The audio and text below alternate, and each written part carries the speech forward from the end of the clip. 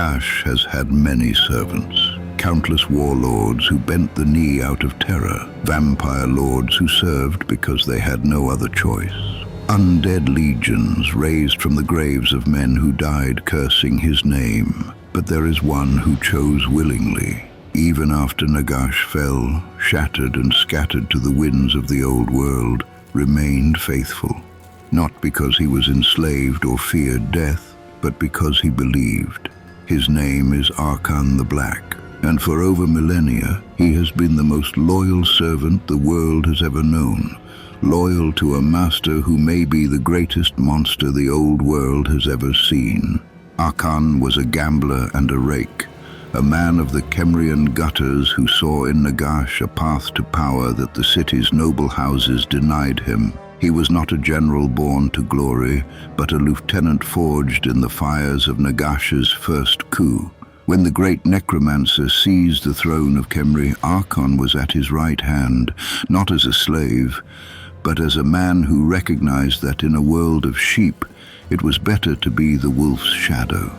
When Nagash fled after the fall of Kemri, brought by the combined might of every surviving city king of Nehekhara, Arkhan fell leading a suicidal rearguard action that allowed his master to escape. But even death could not end the service of Arkhan the Black. Death was only a temporary silence.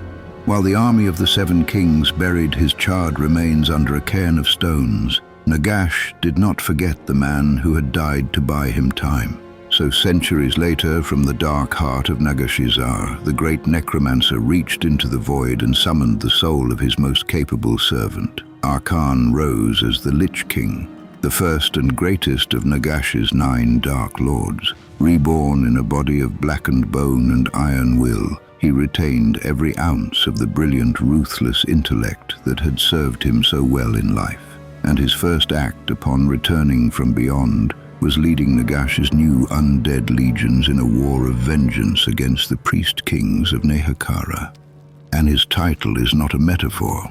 In the early days of Kemri, Nagash created a prototype for immortality, the first elixir of life. It was a flawed, poisonous concoction, and Arkhan was the first to drink it. It did not grant the golden youth promised by the cult. Instead, the sorcery acted like a slow rot, turning Arkhan's teeth and his gums into blackened, necrotic stumps. To be called the Black was to be recognized as the supreme survivor of Nagash's most dangerous experiments. While others merely dabbled in the dark winds of Dar, Arkhan became its living vessel. Only Nagash himself surpassed Arkhan in the mastery of this magic, and Nagash acknowledged it.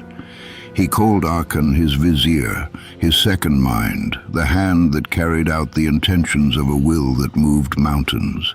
No other servant has ever been elevated so. When Nagash was later defeated, his physical form annihilated and his spirit scattered across the winds of magic. Lesser servants fled. Vampires turned to their own schemes. Necromancers sought new masters. The great empire Nagash had built crumbled into dust and legend. Arkhan did not flee. He waited. He spent centuries gathering the scattered remnants of Nagash's power, searching for the artifacts that held fragments of his master's consciousness, working quietly toward the single goal that drove every decision. His restoration. Nagash had been unmade before, and each time Arkhan had been there, waiting, ready to serve, because Arkhan understood something that all others, friend and foe alike, refused to see. Nagash does not stay dead. He was not a being who could be killed. He became an idea, the idea of death mastered, of mortality overcome, of a will so absolute it couldn't be extinguished. And ideas cannot be killed by swords. In the old world, great powers rise and fall like tides.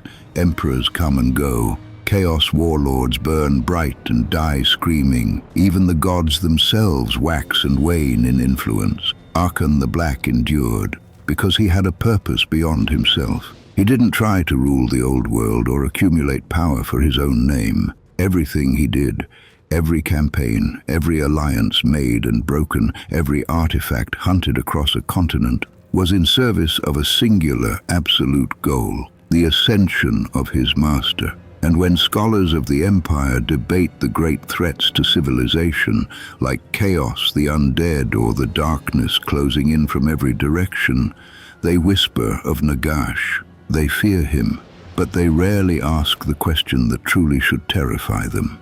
How is it that the most trusted servant Nagash has ever had has never stopped working toward his return? What waits at the end of Arkhan's long vigil? All these questions and many more will be answered in The Tales of the Old World. Subscribe and click the notifications button. And I shall see you in the next tale.